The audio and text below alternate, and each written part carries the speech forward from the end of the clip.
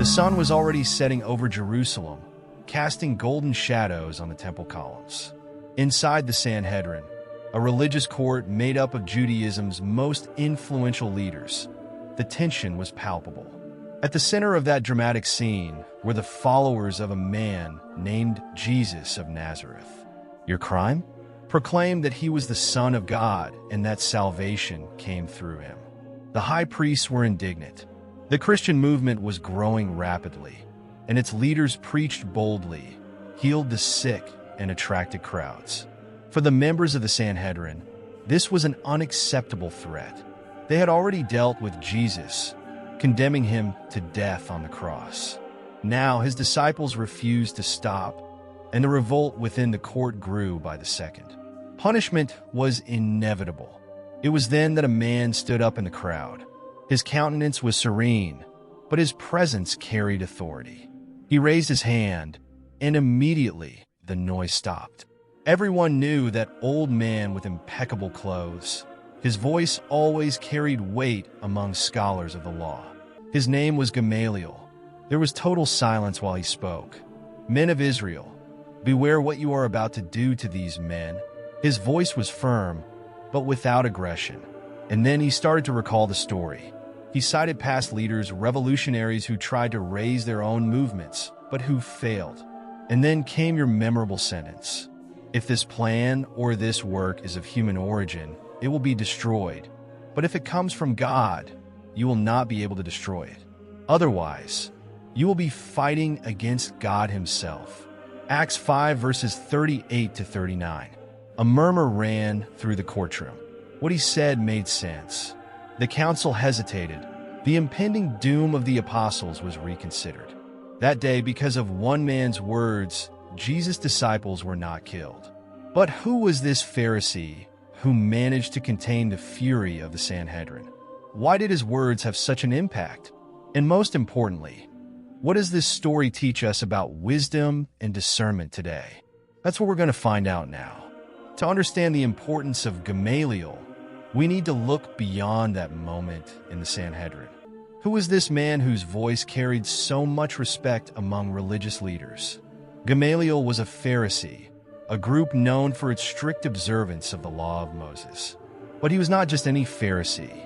He belonged to a distinguished lineage of teachers, being the grandson of Hillel, one of the most influential rabbis in Judaism. Hillel was famous for his more compassionate and rational approach to the law, in contrast to the more rigid and legalistic school of Shammai. This influence would shape Gamaliel, making him one of the most respected rabbis of his time.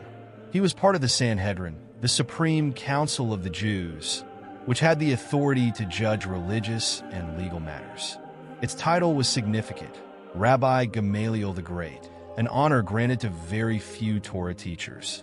But in addition to his prominent position, Gamaliel was also a teacher of disciples, and one of his students would become one of the most influential characters in Christianity, Saul of Tarsus, the future Apostle Paul.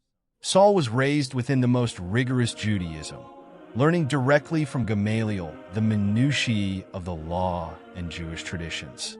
This explains why, before his conversion, Paul was an ardent persecutor of Christians. He believed he was defending the purity of the Jewish faith, something he certainly learned from his master. However, there was something that differentiated Gamaliel from other Pharisees: your wisdom and moderation.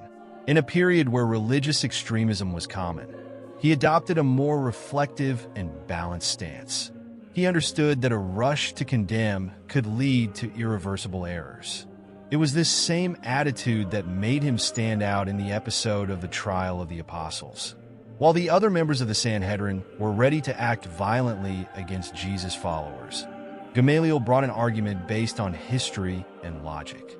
He was not defending Christianity, but teaching that truth, if it were truly divine, would stand on its own. His contemporaries respected his word because they knew he did not speak on impulse. His knowledge was vast, and his prudence was admirable. But what really happened at the trial of the apostles? How exactly did Gamaliel stop the Sanhedrin from acting hastily? That's what we'll see next. The city of Jerusalem was in turmoil. The number of Jesus' followers grew rapidly, and the apostles preached boldly. Religious leaders were increasingly uncomfortable with this movement, which challenged the authority of the Sanhedrin and attracted crowds to the new faith. Faced with this threat, the high priest took a drastic decision. The apostles should be arrested and tried. Thus, they were brought before the Sanhedrin to answer for their preaching about Jesus. The atmosphere within the council was one of pure indignation. For the priests, these men were promoting a dangerous heresy, challenging the status quo and threatening religious stability. The Sanhedrin had already condemned Jesus to death, and now he found himself facing his followers, who insisted on proclaiming his resurrection. The tension came to a head when one of the leaders ordered the apostles to be executed. The court was about to seal the fate of these men, and their lives seemed to hang in the balance. It was at that moment that Gamaliel stood up. His presence commanded respect. He asked that the apostles be removed from the room, allowing the Sanhedrin to deliberate without the presence of the accused. Then he began his speech. "Men of Israel, beware what you are about to do to these men." Silence took over the room. No one dared to interrupt him. Gamaliel then recalled the story. He cited cases of past revolutionary leaders such as Judas and Judas the Galilean, who tried to start religious and political movements, but failed. His revolts were quickly put down, and his followers dispersed. Then, he launched a powerful reflection. If this work is of human origin, it will fail. But if it is of God, you will not be able to destroy it. Otherwise, you will be fighting against God himself. Acts 5 verses 38 to 39. The weight of these words gave the Sanhedrin pause. Gamaliel was not asking them to accept Christianity, but rather to be careful before condemning something that could, in fact, be a divine work. Gamaliel's influence was decisive. Instead of sentencing the apostles to death, the council chose to just flog them and order them to preach no more in the name of Jesus. They were released, and history took its course. If not for Gamaliel's intervention, the apostles might have been killed that day. His wisdom prevented a tragedy and allowed the gospel to continue to spread. But what does this story really teach us? How can we apply this principle of prudence and discernment in our own lives? That's what we'll see next. Gamaliel's intervention in the trial of the apostles was much more than a one-off defense. She revealed a powerful principle about how to deal with situations of uncertainty and conflict. We live in a world where people want quick answers. Immediacy dominates society. We want to judge before understanding, react before reflecting, condemn before analyzing. But Gamaliel teaches us a different approach.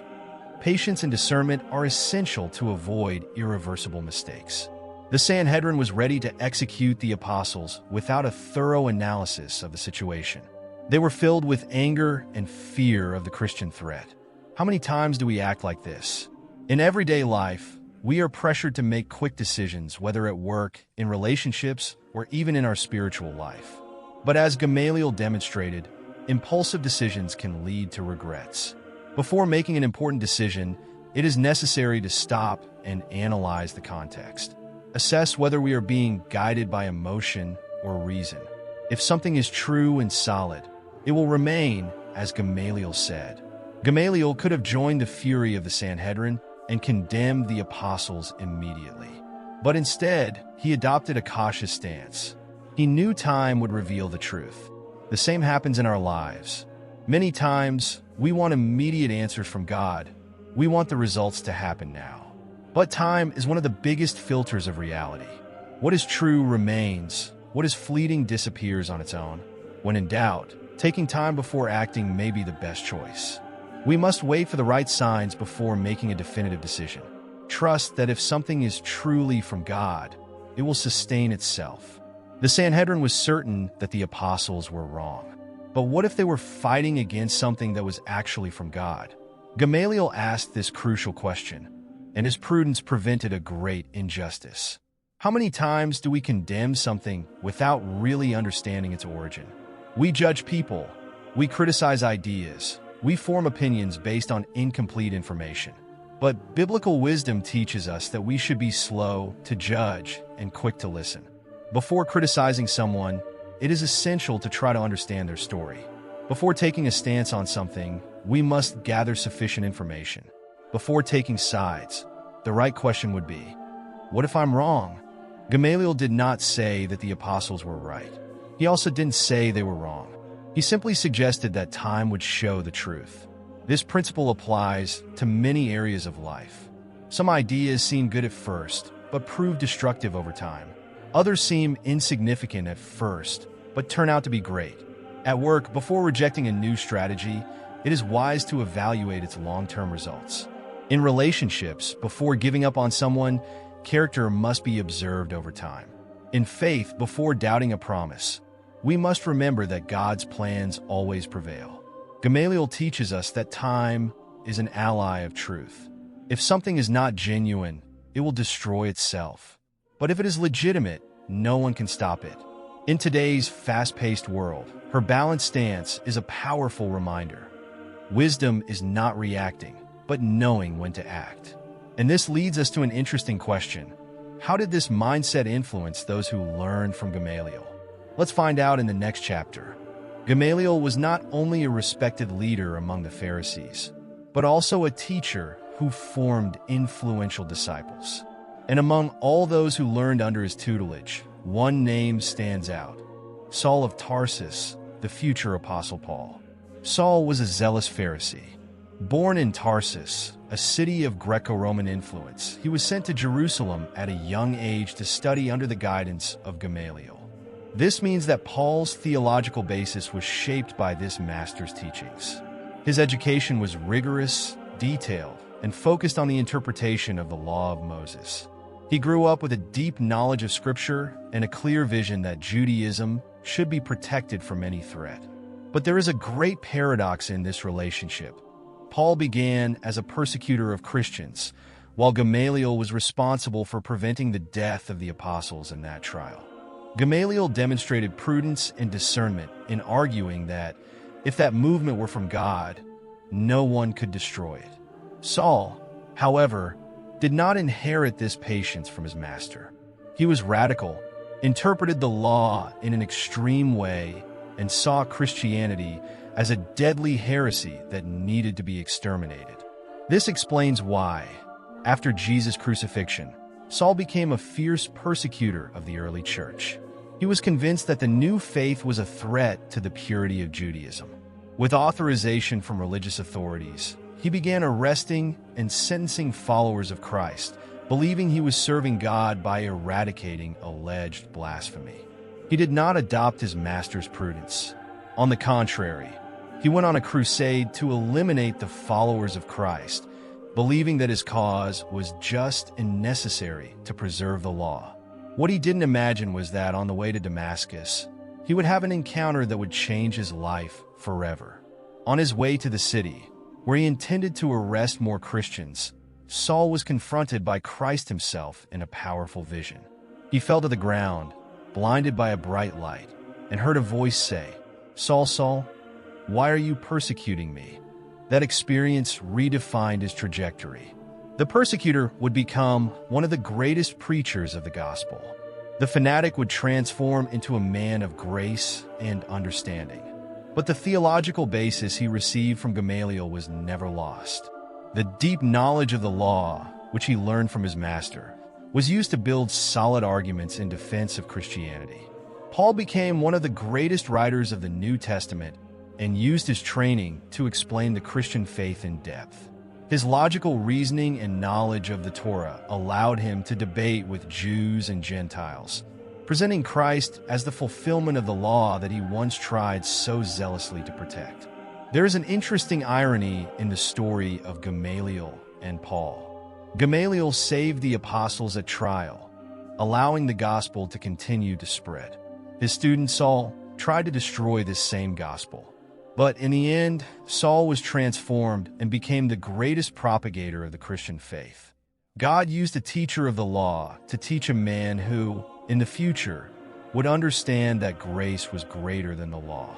Without Gamaliel, Perhaps Paul would never have had the intellectual foundation necessary to write his epistles and defend Christianity so eloquently. His writings shaped Christian theology, helping to explain how faith in Christ fulfilled the principles of the Mosaic Law and brought about a new covenant. This leads us to a deep reflection. Sometimes, God uses unexpected people to preserve his plan, even if they don't realize it. Gamaliel was not a follower of Christ, but his words stopped injustice and allowed the gospel to continue to grow. Likewise, Paul did not plan to become an apostle, but his unexpected journey led him to be one of the biggest names in Christianity. Times have changed, but human challenges remain the same. Gamaliel's world was an environment of heated debates, religious conflicts, and hasty judgments. Today, we live in an era of social media, polarization, and impulsive decisions. Gamaliel's wisdom is still extremely relevant.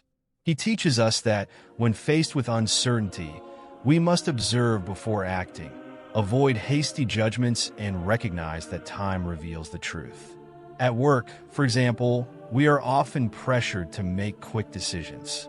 We may judge a colleague unfairly, reject a new idea out of prejudice, or even get into unnecessary conflicts. When someone suggests a change or presents a new proposal, instead of rejecting it outright, it is best to ask yourself, what if this idea actually works? Just as Gamaliel did when evaluating the Christian movement, we can observe the results before jumping to conclusions. In relationships, patience and dialogue are fundamental. How many relationships are destroyed by words spoken without reflection? The Sanhedrin wanted to eliminate the apostles quickly, but Gamaliel suggested caution. Do we do the same to the people around us? Before responding to criticism or a disagreement, breathing and reflecting can avoid a lot of unnecessary stress. Some simple questions can help. Am I reacting on impulse or on discernment? Does this problem really deserve this intensity?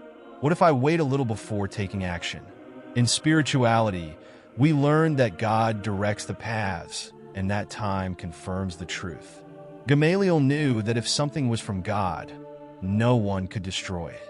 This principle also applies to our lives. Sometimes we want to resolve everything by force, without giving God space to act. Trusting his timing is essential. If a project, a dream, or a difficult situation is before us, we must remember that if it is from God, it will remain. If not, he will remove it himself. If more people had Gamaliel's patience and discernment, we would avoid many mistakes and injustices. The world needs more Gamaliels, people who know how to listen before speaking, observe before judging, and trust before fearing. We live in a time where the rush to make decisions has generated countless conflicts, but we can choose to act differently. Now, here's the question. Have you ever acted like Gamaliel in any situation? Or has it already been precipitated like the Sanhedrin? These choices make all the difference in our daily lives and can define not only the direction of our lives, but also the impact we leave on the world around us. The story of Gamaliel teaches us that the quickest response is not always the wisest. At the trial of the apostles, he did not defend Christianity, but he defended a greater principle: prudence in the face of uncertainty. His words were a watershed, showing that impulsive decisions can lead to irreversible mistakes. Today, we live in a world where opinions are formed quickly, where we judge before understanding, condemn before reflecting. Gamaliel reminds us that wisdom lies in knowing when to act and when to wait. He teaches us that time is a filter of truth, and that not everything needs to be fought immediately. If the Sanhedrin had ignored his words, perhaps the history of Christianity would have been different. If the apostles had been killed there, the spread of Jesus' message would have encountered a difficult barrier to overcome. But Gamaliel's patience allowed history to take its course.